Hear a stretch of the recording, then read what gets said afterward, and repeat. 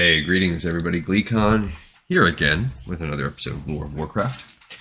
On our last episode, we saw that the proto-dragons are kind of in a debate, but it's not much of a debate. It's the main masses who are following kind of a leader named Talanixa versus basically just the people that will become the dragon aspects, between what to do about those who've been bitten. And pretty much the main forces, the main mass of dragons decides those people need to be killed. And of course the aspects are like, no, there's got to be something we can do.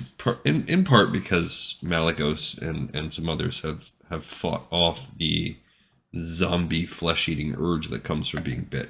So let's stay a while and listen to chapter 4 of the third part of Dawn of the Aspects. This one's called The Watcher. And those titans are called Watchers, some of those titan aspect keeper aspect people. And there's also the what's that set called? I think there's like a transmog set you can get that's basically like maybe like a Watcher type of set or something like that. So I wonder if now we're going to find out who the cloaked person is. Calic's views shifted again. Ahead of the five, Talanixa and her gathered host hovered in the air. He realized that they were already setting out to find Galakrond. Several of the other proto-dragons noted the small band's arrival, which in turn alerted Talanixa. She soared toward the five, her attendants flanking her. As Talanixa confronted Ysera and her companions, the attendants spread out in obvious battle formation. Malygos and the others instinctively did the same, even against the greater odds. "These can join the hunt," Talanixa decreed. "You, Runt, will not." "I will come with," Ysera insisted. "Why? Talk to Galakrond. Make a tiny bite for him." Recalling Koros, whose fate Malygos had still not yet told to Talanixa, the ice-blue male shuddered. Calic shared his unease and wished that Malygos would quickly tell everyone in the hopes that perhaps it would deter them from this mad attack. However, his host didn't speak, at the moment only concerned with the safety of his friends, and not thinking of the potential repercussions of saying nothing. "We'll not go," Alexstrasza said. "We'll stay with my sister." "I stay also," Nosdormu briefly added. Neltharion momentarily looked frustrated, his natural tendency being to go wherever a fight could be promised. Still, he grudgingly nodded his agreement with the other two. Malygos added his voice to his friends, not that Talanixa seemed to care at that point. She started to turn from the five. Only then did Calic's host finally recall what he should have told everyone at the first chance. "Wait, must speak of Koros." A suspicious Talanixa looked back. "Koros?" As best he could, Malygos quickly related to her and the rest the fate of the treacherous proto-dragon, leaving out only those details where his own struggle with the infection from the undead's bite were concerned. The far simpler language of his host frustrated Calic, who knew that he could have explained much more clearly, but the essence of what Malygos sought to tell was evidently understood by Talanixa and the others. But rather than be daunted by the savage tale, the imposing female simply sneered. "Koros, fool, but gives us victory." She peered at her loyal but confused followers. "Galakrond knows where we are, where we go. We fool him. We attack before. We attack in different place." "Not good," Nosdormu muttered, his words going unheard by the increasingly confident Talanixa. "Must strike now," she spun from Malygos again. "Come, we attack." The gathered proto-dragons left the five behind. Neltharion fluttered back and forth, obviously desiring to be a part of the coming battle, but in the end choosing his comrades over his desires. Still, he could not help expressing himself. "Why we not fight? Not like Talanixa, but we fight our way. We fight our own plan. And die as stupidly as they." Nosdormu, proving quite talkative this day, interrupted calmly. "There must be peace." Even Alexstrasza eyed her sister with something close to exasperation. "Ysera." Without warning, the smaller female darted off. There was no doubt about her intentions. She still hoped to change the course of events, however mad that seemed to both Calic and his host.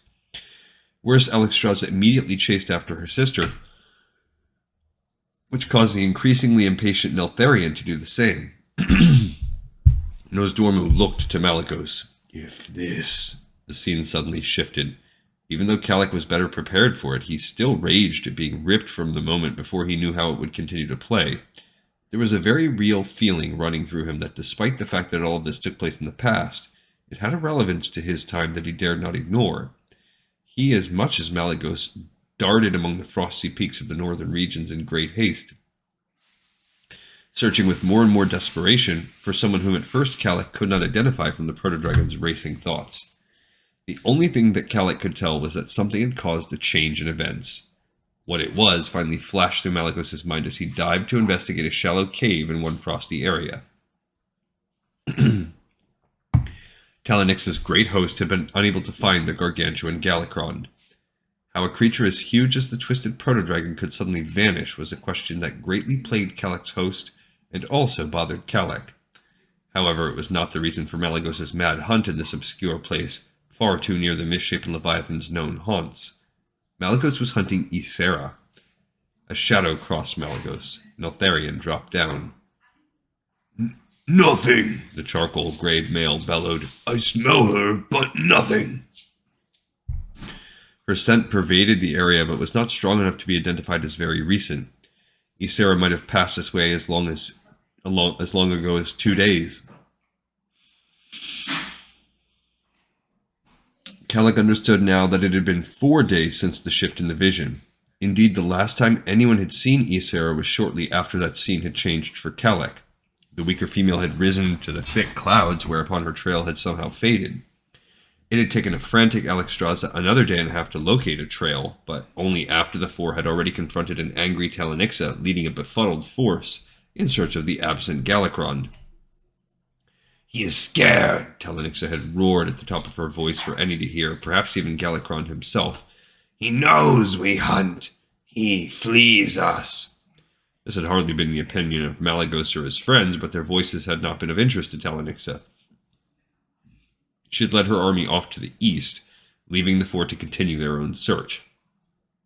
But why Ysera had abandoned the others when she had was still not apparent. Malygos had his suspicions, and from what Kalik divined, his host believed, not unreasonably, that Alexstrasza's sister had sought out Galakron to plead again for a stop to the carnage. If so, there was a very good reason she had thus far remained unfound, a reason that none of the three males dared speak out loud in the presence of Alexstrasza. Ysera might already be a victim of Galakron, foolishly placing herself in the mad behemoth's maw as easily as Koros had. Saw nothing, Malygos informed Neltharion now, his pulse still pounding from his own swift search.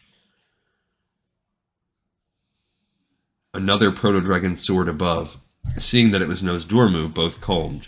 The third male appeared to have had no better luck than they. Of Alexstrasza there was no sign, although Kalik understood that Malygos had a fair notion where she could be found. Once arriving at this place where Ysera's scent had grown stronger, they had divided up to cover certain areas where a proto-dragon could more easily be hidden from sight. But thus far they had discovered nothing. She's not here, Neltharion suggested. Was, but is not. His tone echoed Malygos' own concerns about Ysera's fate. Neither wanted to be the one to approach Alexstrasza with what seemed more and more the truth. Maybe search more, The charcoal-gray male recommended with some hesitation. Maybe flew too fast. I do that. They both knew that they had scoured their respective areas thoroughly, but being reluctant to face a dismayed Alexstrasza, they split up again. Malygos banked and then dropped lower. He did not expect to find anything, Kalik knew, but the only other choice was to report his failure to the fire-orange female. The sharp eyes of the hunter surveyed the icy soil and frosty rock walls ahead. Malygos quickly recognized the few places where Ysera might have been able to secrete herself. However, he already knew that she could not have possibly slipped by him, and sure enough, the first three locations were as empty as he recalled them. Something moved near the mouth of the last cave. It was such a brief glimpse that neither Kalik nor his host could identify just what it was. The proto-dragon dived to investigate. He slowed when he neared the cave. There was the danger that whatever lurked within was not only not Ysera, but a threat. Malygos squinted. The cave was utterly dark. That in itself unsettled the proto-dragon. His sharp eyes should have been able to penetrate the blackness for at least a few feet. Calic's trepidation matched Malagos's as the proto-dragon first sniffed the air, then scenting nothing, chose to enter. Visibility remained almost non-existent as Malagos progressed. The icy blue male hesitated.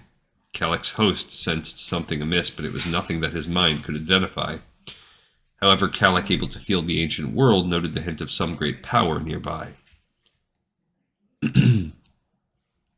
Welcome, clever hunter, came a deep voice with an otherworldly quality that made Calic want to gasp and made Malagos instinctively retreat a step from that direction.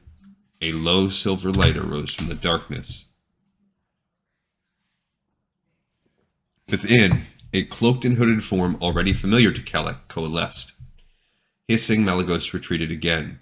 Yet if the proto-dragon sought the way out, he was not to find it, nor was even Calic able to know where it was. Only darkness prevailed except where the tiny figure stood. Curiously, though, despite the fact that Malagos loomed over it, the mysterious figure unnerved the proto-dragon. It had little to do with what was to Malagos a very odd two-legged shape, and more to do with the tremendous power Calic had earlier felt.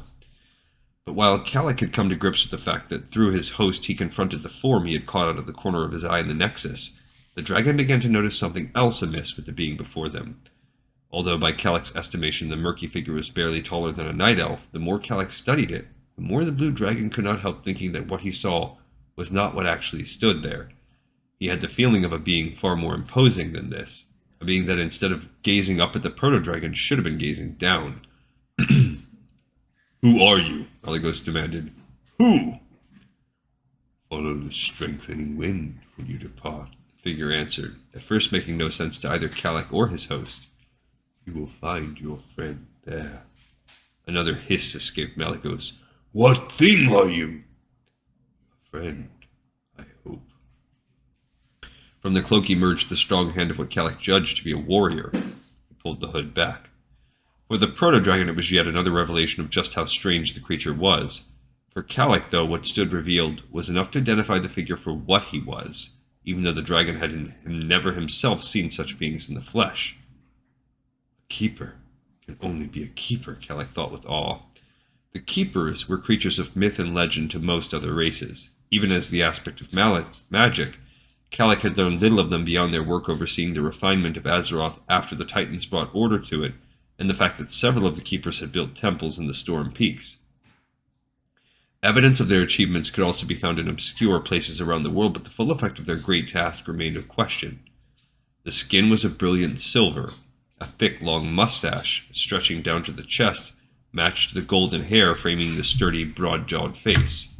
Under a heavy brow, eyes the color of the sun, and like those of night elves, outwardly seeming to lack pupils, studied the proto-dragon with not only interest, but what appeared to be pride. What does he find of so much interest in Malagos? Calic wondered. You may call me Tyr. The keeper finally answered the proto-dragon's original question. And you are, of course, Malagos. Calic's host understandably flinched. Baring his teeth, the proto-dragon growled. How do you know my name? I've watched you. I've watched others. I see much potential in you, in these friends of yours. And I say that as someone who has watched many of your kind. Since the first of you began to stir toward self-consciousness. His answer only made Malagos shake his head in bewilderment and growing mistrust. Tyr was not a huge creature. Malagos believed that he could bite Tyr in half, but he also believed that attempting to do so would, for unknown reasons, be something that the proto-dragon would regret. He turned away, once more seeking the missing entrance. This time it revealed itself. However, Malagos made no move toward it, as aware as Calic that it had reappeared too conveniently. Malagos, of course, did not yet understand magic as Calic did, but he was clever enough to link the odd happenings with the being who already knew his name without asking. Malagos peered over his shoulder at Tyr. If it is your wish to leave, I will not stop you, Tyr said. With a reptilian grin, Malagos chose to take him at his word. He darted through the gap, clearly expecting to be prevented at the last second. Instead, the open air greeted the icy blue male. The moment he was fully outside, Malagos swung around to face the cave. Calic understood that he expected to find Tyr following, but of the keeper there was no sign. You see, I did not lie. Snarling, Malagos gazed up at the top of a low ridge. There, an innocent-looking Tyr stood patiently waiting. The proto-dragon rose into the air until he hovered over the cloaked figure. Tyr calmly spread both hands wide, a sign of peace. Despite that display, Malagos did not relax, and even Kalak wondered what exactly such a formidable being wanted with a proto-dragon.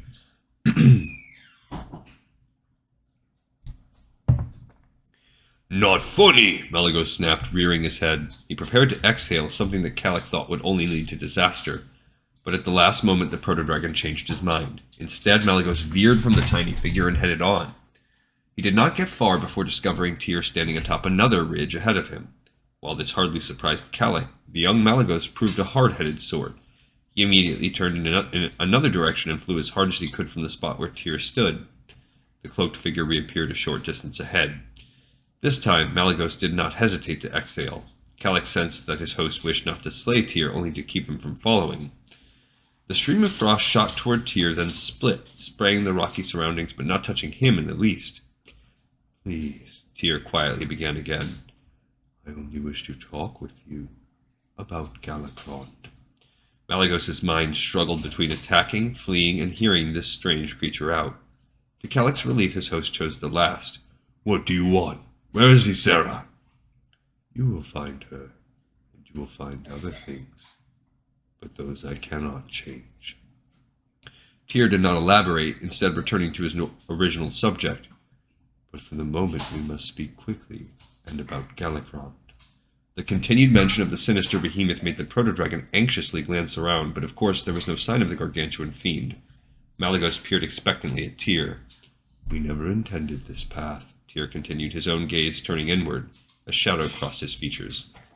Galacrond should never have journeyed in the direction he did, and we did not prevent it.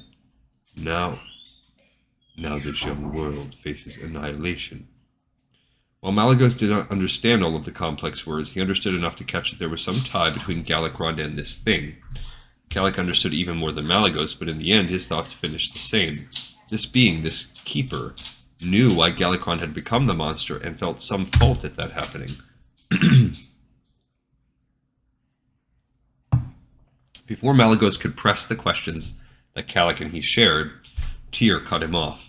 I've been observing so many of you, seeking an answer.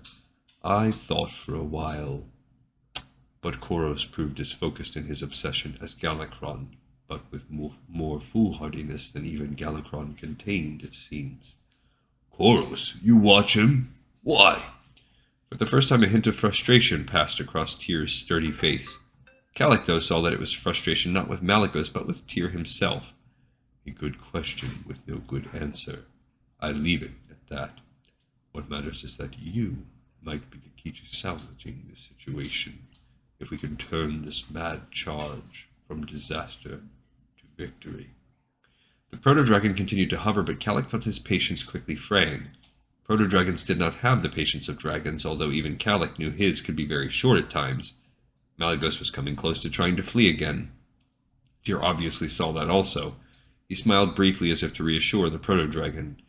In our seeking to guide Azeroth's growth as a whole, we have been too long removed from the daily aspects of the world, too long from interacting with the life of that world. Without guidance, events somehow brought us Galacrond. With guidance, we and your kind might be able to set Kalimdor back on its destined path. We fight Galacrond? Malagos' tone made clear his questioning of the sanity of Tyr's suggestion. Talanixa fights Galacrond. We do not fight. He shook his head. Foolish creature you are. This time Malagos did attempt another escape. He flew around Tyr, going such a great distance to the side of the cloaked figure that Kalak could not help but wonder if the proto-dragon also sensed that while Tyr appeared tiny, he was in actuality something far larger, far greater. Kalak and his host both expected Tyr to materialize before them, but there was no sign. While Malagos took heart from this, Kalak could not fathom why Tyr would simply let the proto-dragon go. Suddenly what appeared to be a wall stood before the racing Malagos. He managed to bank at the last moment, and as he did, something unsettling about the wall registered with both the proto-dragon and Kalak. It was not a wall, but the torso of some gigantic two-legged form. But as Malicos spun back, he found no giant, only Tyr. Still, even the young proto-dragon understood that he had caught a glimpse of what Tyr truly was. That glimpse was powerful enough to make him eye the tiny creature once more standing before him with something near awe. But Tyr's expression extinguished Malicos' obvious hope that what the proto-dragon had momentarily seen could mean Galakron's defeat. We are not tied to this world as your kind is. The others of my kind cannot be urged any more to face this danger. We have grown too weary from our past battles. I need your kind, Malicos. I need you. Still hovering, the proto-dragon finally responded, "What we do?" Tyr looked vastly relieved. "First, we must gather your friends. Together, I think they could be the answer. Nowhere else have I seen this immediate and intricate bonding among those of different proto-dragon families. Perhaps it might ironically even have something to do with Galakron's coming. I do not know. Whatever the reason, this bonding may be the key to the only chance of victory still left to us." Some of the words were again more than Malygos could comprehend. However, he could easily detect Tyr's uncertainty that even Malygos and his kind would be enough to prevent Galakron from ravaging Azeroth. "Gather the others, Malygos. They trust you. Lead them here. I will be waiting." A warning roar echoed from the east, a roar so thundering it could only belong to Galakron. Tyr turned at the cry. Malygos' gaze swept past him to look in the same direction, and in that moment the cloak swung wide, revealing something that only Kalik noticed and only Kalik would have recognized. Attached by netting to a thick silver belt was nothing less